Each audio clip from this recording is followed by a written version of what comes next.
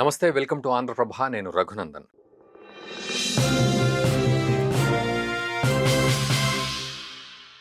మొత్తానికి చైనాకు అమెరికాకు మధ్యలో ట్రేడ్ వార్ మొదలైందండి. మొన్నటి వరకు మన మీద చూపెట్టిన ప్రతాపము ట్రేడ్ వార్ టారిఫ్స్ పేరుతోటి ఈరోజు చైనా మీద మొదలైంది ఆ సినిమా. ఎప్పటి నుంచి అంటే నవంబర్ 1 నుంచి మొదలవుతుంది కరెక్ట్గా చెప్పాలంటే. కాకపోతే డైలాగ్ వార్ అయితే మొదలైంది. దాంట్లో కొన్ని యాక్టివిటీస్ కూడా తయారయ్యాయి, కొన్ని రెస్ట్రిక్షన్స్ కంట్రోల్స్ కూడా తయారయ్యాయి. అవేంటి అనేది మనము ఈ వీడియోలో చూద్దాం. సో ముఖ్యంగా అమెరికా అండ్ చైనా యుద్ధం మొదలైందనే చెప్పాలి ఈ రకంగా చూస్తే. సో ఇది కీలకమైన వీడియో అవుతుంది. సో దీన్ని చాలా సింపుల్గా చెప్పే ప్రయత్నం చేస్తాను. ఎందుకంటే ఇందులో చైనా చేసే కంట్రోల్స్ ఏంటి అండ్ అమెరికా దానికి ఎట్లా రియాక్ట్ అయింది, దీనికి సంబంధించి రేర్ ఎర్త్ మినరల్స్ ఏమిటి, ఆ విషయంలో ఏమి తప్పొప్పులు ఉన్నాయి లేకపోతే ప్రభావాలు ఉన్నాయి, అండ్ దీనివల్ల ఎటువంటి ఇంపాక్ట్స్ మన దేశం మీద కూడా పడుతుంది, అవన్నీ మనం ఈ వీడియోలో మాట్లాడుకుందాం. ఏదేమైనా కోడి ముందా గుడ్డు ముందా అన్నట్టుంది ఇప్పుడు అమెరికా అండ్ చైనా యొక్క గొడవ.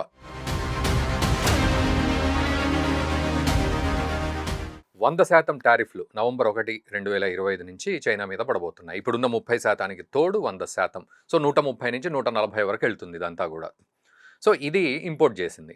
అయితే ఇది మనకు తెలిసిందే, ఎందుకంటే భారత్ మీద ఎట్లయితే టారిఫ్స్ పడ్డాయో 50% టారిఫ్స్ అని చెప్పి పెనాల్టీలు టారిఫ్లు అవన్నీ చెప్తే చైనా మీద కూడా పడతాయి. మనం కూడా చాలాసార్లు అడిగాం, చైనా మీద ఎందుకు వేయట్లేదు, మరి రష్యా ఆయిల్ కొనుక్కునేది చైనా ఎక్కువ కదా, నెంబర్ 1లో ఉంది కదా అని.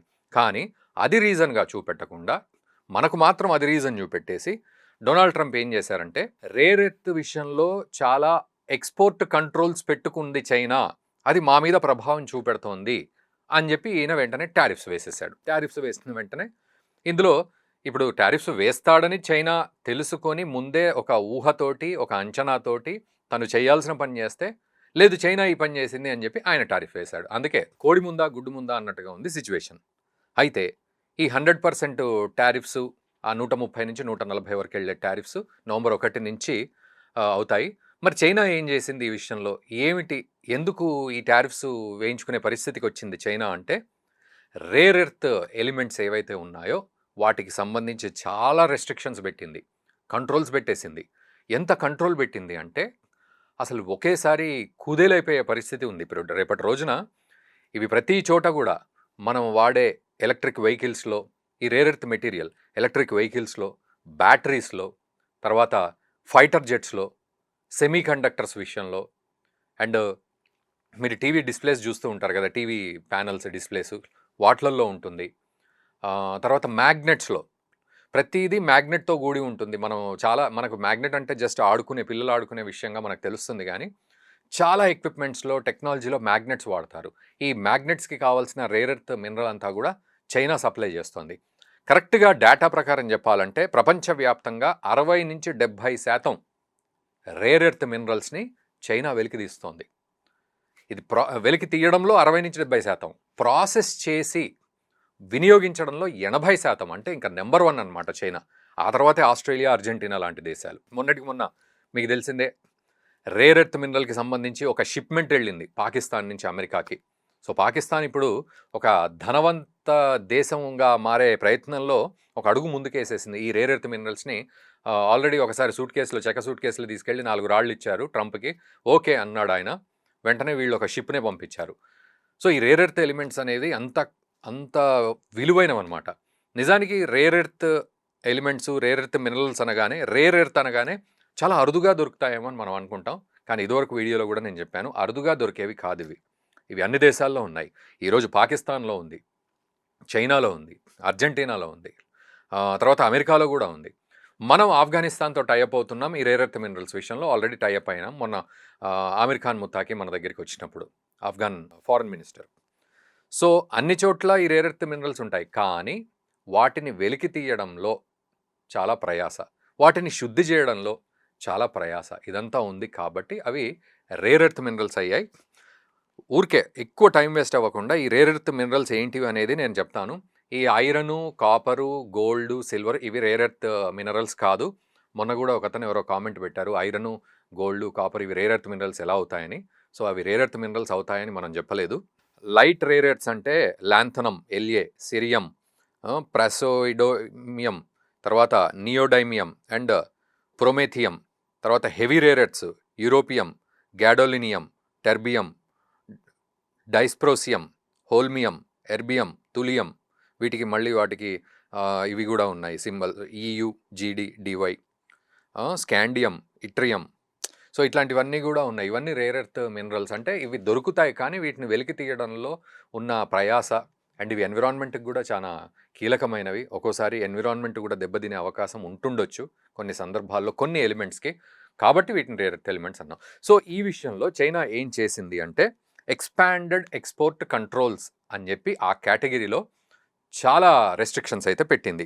ఏమిటా రెస్ట్రిక్షన్స్ అంటే ఎక్స్పోర్ట్ లైసెన్స్ ఫ్రమ్ గవర్నమెంట్. ఇప్పటి వరకు గవర్నమెంట్ నుంచి ఎక్స్పోర్ట్ లైసెన్స్ తీసుకోవాల్సిన అవసరం లేకుంటుండే చైనాలో కొన్ని సందర్భాల్లో తప్ప. బట్ ఇప్పుడు కంపల్సరీ ఎక్స్పోర్ట్ లైసెన్స్ ఉండాల్సిందే. అది ఏ మార్గం ద్వారా వెళ్ళినా సరే ఎక్స్పోర్ట్ లైసెన్స్ ఉండాలి. ఏమి ఎక్స్పోర్ట్ చేస్తున్నాం అనే విషయంలో లైసెన్స్ ఉండి తీరాలి. తర్వాత semi conductors under scrutiny. Semi conductors విషయంలో కూడా స్క్రూటినీ అవసరము అని చెప్తోంది. ఈ సెమీ కండక్టర్స్ విషయంలో కరెక్ట్గా చెప్పాలంటే మన భారతదేశం కూడా ఆధారపడి ఉంది చైనా మీద. అండ్ 2025 చివరికల్లా మనం సెమీ కండక్టర్స్లో మనం కూడా ఒక కీలక అడుగు వేస్తామని మన ప్రధాని మోదీ కూడా చెప్పారు. కానీ ఇప్పటివరకు అయితే చైనా మీద మనం ఆధారపడి ఉన్నాం చాలా విషయాల్లో. సో వీటి మీద కూడా కంట్రోల్ ఉంది. తర్వాత నో డిఫెన్స్ రిలేటెడ్ ఎక్స్పోర్ట్స్. అసలు ఇతర దేశాల డిఫెన్స్కి సంబంధించి ఎక్స్పోర్ట్స్ చెయ్యొద్దు. No defence related exports. ముఖ్యంగా ఈ రేర్ ఎర్త్ ఎలిమెంట్స్ ఏవైతే ఉన్నాయో వాటిని ఫైటర్ జెట్స్లో కావచ్చు లేకపోతే రకరకాల ఎక్విప్మెంట్స్లో వాడతారు. ఇంకా ఎక్స్పోర్ట్ చేసే పరిస్థితి లేదు అనేది చెప్తూ ఉంది. తర్వాత ఫారెన్ కొలాబరేషన్ రెస్ట్రిక్షన్. ఒక కంపెనీ కనుక ఫారెన్ కొలాబరేషన్ పెట్టుకోవాలి అంటే అది కంపల్సరీ చైనా ప్రభుత్వం యొక్క అది తీసుకోవాలి, పర్మిషన్ తీసుకోవాలి. ఇప్పటివరకు కూడా ఎవరికి వాళ్ళు 1-to-1 చేసుకునే వాళ్ళు. బట్ ఇప్పుడు అది కుదరదు, స్ట్రిక్ట్గా చెప్పేసింది.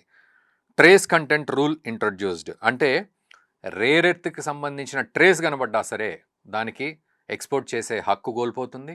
వీలైతే పర్మిషన్ తీసుకోవాల్సిన పరిస్థితి. అంటే ఏదో ఒక వస్తువు, ఇప్పుడు బ్యాటరీకి మనం వాడతాం, ఎలక్ట్రిక్ వెహికల్స్కి వాడతాం, ఒక సిల్వర్ వాడతాం, లేకపోతే మ్యాగ్నెట్స్ వాడతాం. ఈ మ్యాగ్నెట్కి సంబంధించిన మెటీరియల్ కూడా రేర్ ఎర్త్ కిందకి వస్తుంది.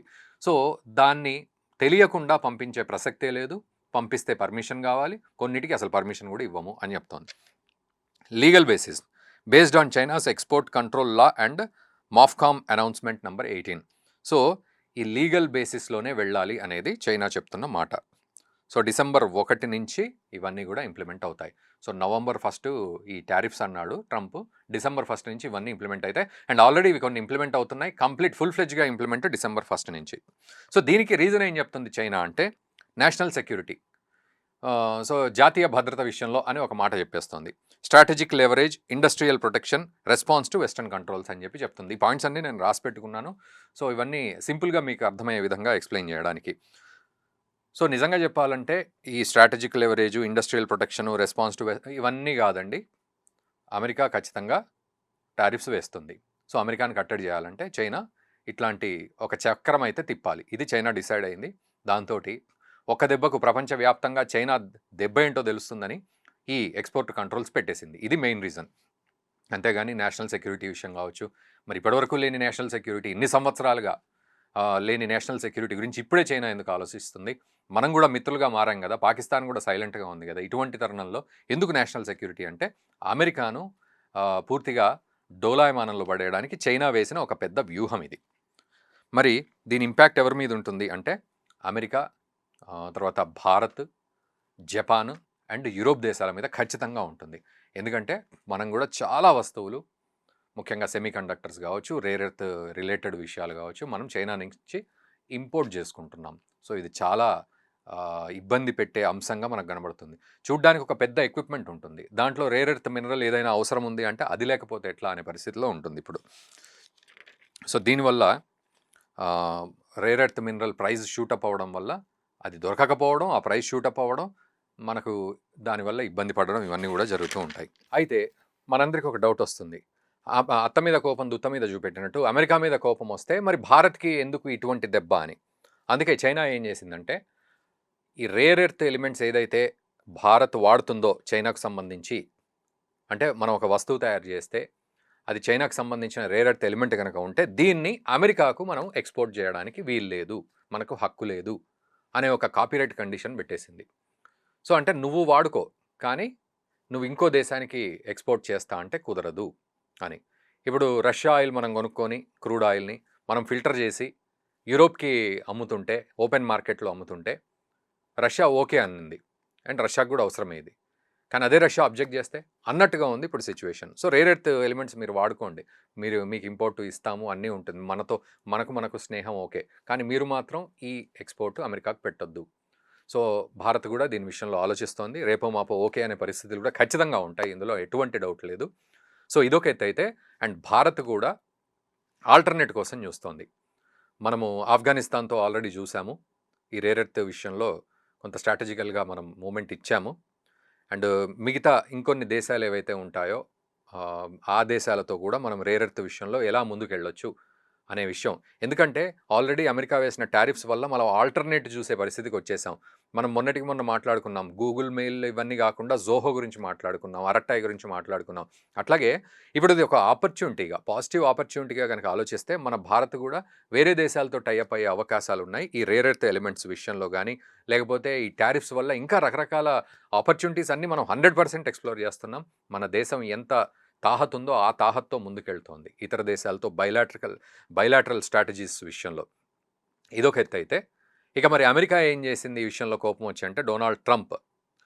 సో సాఫ్ట్‌వేర్ విషయంలో కొంత ఇబ్బంది పెట్టే ప్రయత్నం చేశాడు. సో క్రిటికల్ సాఫ్ట్‌వేర్ ఏదైతే చైనా వాడుతుందో, చైనాకు ఎక్స్‌పోర్ట్ అవుతోందో అమెరికా నుంచి, దాని మీద కంట్రోల్ పెట్టేశాడు. ఇంక దెబ్బకి చైనా కూడా కుదేలయ్యే అవకాశం ఉంటుంది. ఈ కేటగిరీలో క్రిటికల్ సాఫ్ట్‌వేర్ ఏదైతే చైనాకు ఇప్పటివరకు ఇస్తూ ఉన్నారు. అండ్ జిన్‌పింగ్ తోటి అతను మీటింగ్ కూడా రద్దు చేసుకున్నాడు డొనాల్డ్ ట్రంప్. సరే దానికి ఏదో రీజన్ చెప్తున్నాడు కానీ మనం అప్పటిదప్పుడు చెప్పే రీజన్, బట్ స్ట్రాటజికల్‌గా ఆయన రద్దు చేసుకోవడం అయితే జరిగింది. సో ఇవన్నీ జరుగుతుంటే ఈలోపు యూఎస్ మార్కెట్స్ కూడా, నాస్డాక్ కూడా, అంటే మన దగ్గర బీఎస్సీ, ఎన్ఎస్సీ లాగా అక్కడ నాస్డాక్ కూడా కొంత డౌన్ అయింది, డిక్లైన్ అయింది. సో దెబ్బకు అక్కడంతా కుదేలైపోతూ ఉన్నది పరిస్థితి అన్నట్టుగా అనుకుంటున్నారు. But it's okay. కొంత ఈ ప్రతికూలత తర్వాత మళ్ళీ పుంజుకునే అవకాశం యుఎస్ మార్కెట్స్కి ఉన్నప్పటికీ కూడా ఈ ట్రేడ్ వార్ విషయంలో అయితే మాత్రం చైనా రంగంలోకి దిగింది. అయితే అమెరికా యొక్క ప్రయత్నం ఏంటంటే చైనాను లాంగ్ రన్లో తొక్కి పెడితే, ఇందాక నేను చెప్పినట్టు 60 to 70%, 80% అనేది కాకుండా చైనా మీద, అంటే చైనా ప్రపంచం మీద చూపెట్టే ప్రభావాన్ని ఏదో రకంగా అణగదొక్కాలి అనేది డొనాల్డ్ ట్రంప్ యొక్క ఆలోచన. అందులో భాగంగానే ప్రస్తుతం కొంత అప్ అండ్ డౌన్స్ ఉన్న చైనాను కాస్త తొక్కితే మనం ఆల్టర్నేట్స్ చూసుకోవచ్చు అని చెప్పి అర్జెంటీనా లాంటి దేశాలు, ఆస్ట్రేలియా లాంటి దేశాల వైపు అమెరికా చూసే ప్రయత్నం చేస్తుంది. ఈవెన్ మనం కూడా రెంటికి జడ్డ రేవడి అసలే కావద్దు.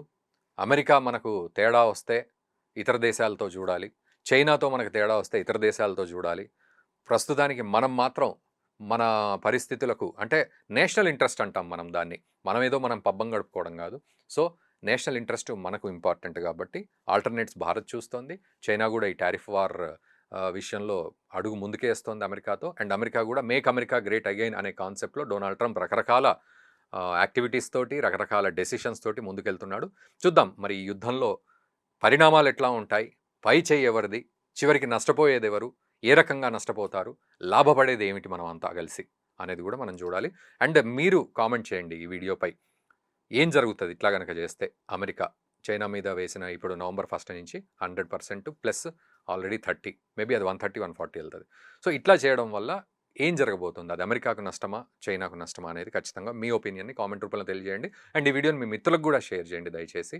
సో చాలా రీసెర్చ్ చేసి ఆ డేటా మీకు అందిస్తున్నాను కాబట్టి దయచేసి ఫార్వర్డ్ చేయండి. Thank you very much.